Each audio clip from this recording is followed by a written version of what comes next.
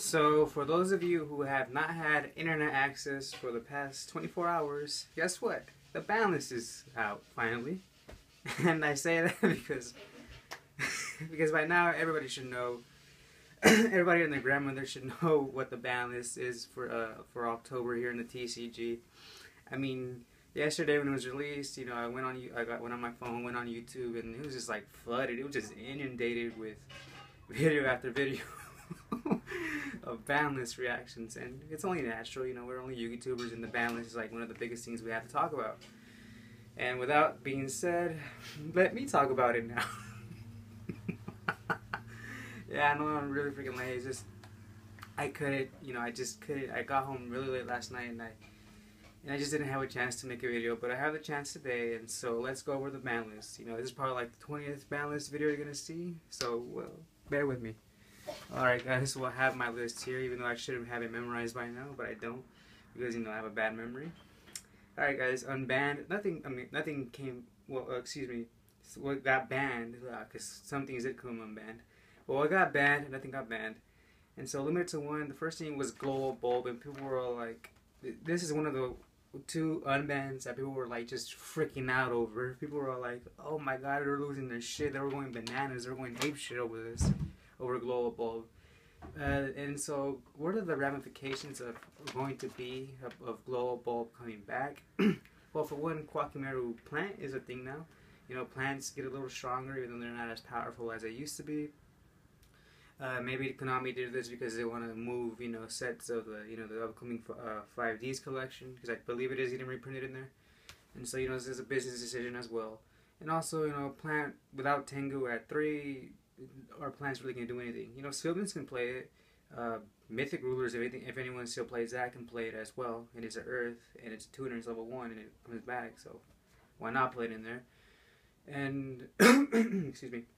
And so, yeah, so this was a good, I never thought it was going to be banned, not for a while at least, but, there's no reason to, not be happy about this. It's a good unban, to say the least. Alright guys, and the next card that people just went freaking apeshit over being unbanned is Raigeki. And I'm glad I kept my Raigeki even though I didn't clean my Global Bulb. Stupid me. My LOB Raigeki, but I can hear, the rarity whores now. They're like, what a filthy casual scrub. It's not even first ed. Well, you know what? I'm sorry, alright? Not all of us can be balling on Yu-Gi-Oh! Ball.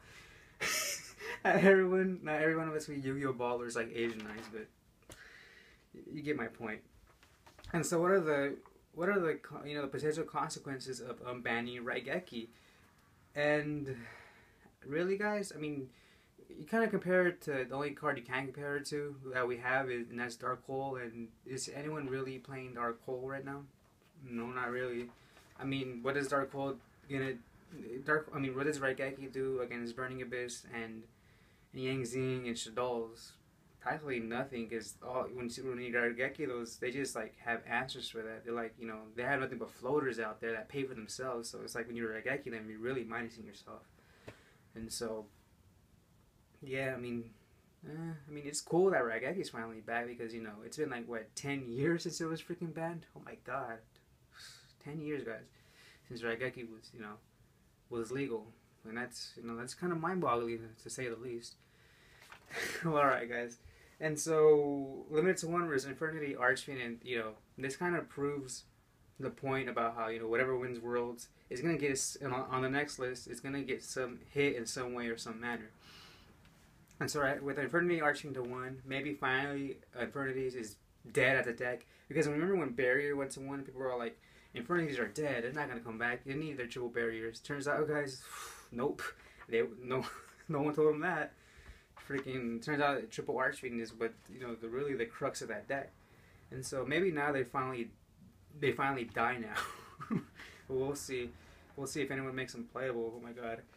And then so what else went to 1? Soul Charge. Everybody saw this coming. It needed to happen. It didn't really need to get banned, but to 1, it's perfect at 1.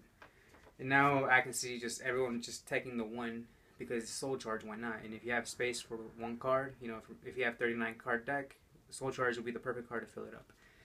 Alright guys, and so 1, also Super Poly. This is another card that a lot of people saw coming. I saw it coming, and so many other people saw it coming. It's only, It's it's really freaky. Shadal's, people were saying like Sir Paulie wasn't busted. Maybe Shadal's were the deck that exposed how really powerful this card was, and so the 1 is perfect as well. And the 2, Blackwing Yellow Whirlwind. A lot of people saw this coming. Nothing really to discuss here except for Gale is a good little utility card. It's like a Swiss Army knife because you bring it out. It's a tuner and it cuts monsters in half. It like gets rid of Stardust and all that. So it's like a little good Swiss Army knife. Other decks can play besides Blackwing. That's what I'm trying to say. And the 2 Gores. I believe that OCG has Gores at 3 and no one really plays them, if I'm not mistaken. And so at 2, Gores at 2, it wasn't really being seen in play at 1, so I guess that's why it needed to go up. Alright guys, Ceasefire and Transmigration Prophecy. Ceasefire, I guess, we'll see about that. If people don't play burns but don't play really burn, but there are those trolly people who do, and we'll see what happens with that. But the general consensus, what I'm getting is we shouldn't really be worried about Ceasefire at 2, if at all. And then the Transmigration Prophecy, again, should just go to 3. Why did we go to 1 in the first place? I remember there was like some loop, but I forget what it was. Okay, guys, and to 3, Wolf Bark. Yeah, I mean everyone's been saying this, and it bears merit, and it it's worth saying it again. You can't justify Altair being at 3 and Wolf Bark being at 1. You just can't. Either bring down Altair or bring Wolf Bark up. And the most likely thing they're going to do is bring Wolf Bark up, and that's what they did.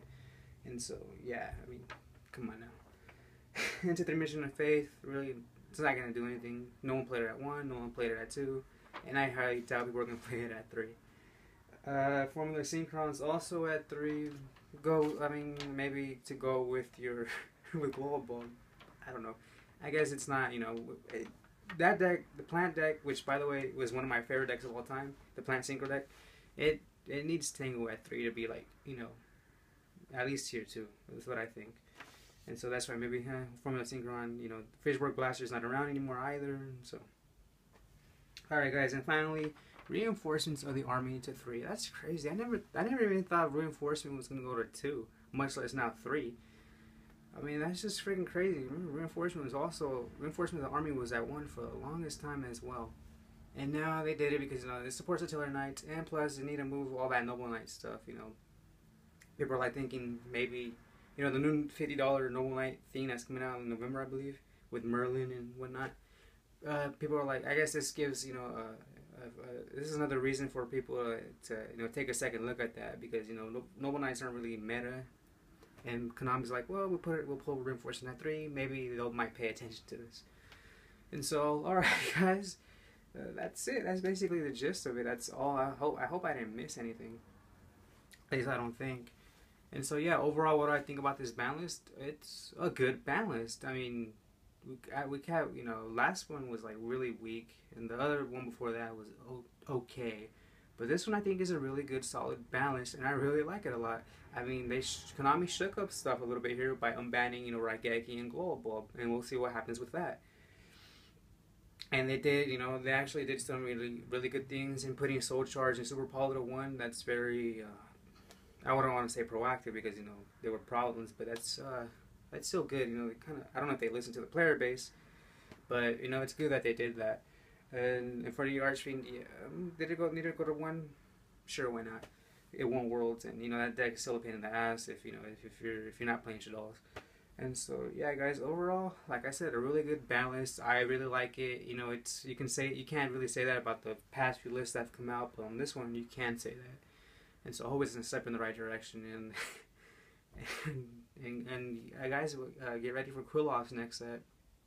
That's all I guess Konami's saying with this also. Alright guys, those are my thoughts on the balance. I hope you enjoyed it, and as always, I'm Ron Frog 87, and I hope you enjoy the rest of your day.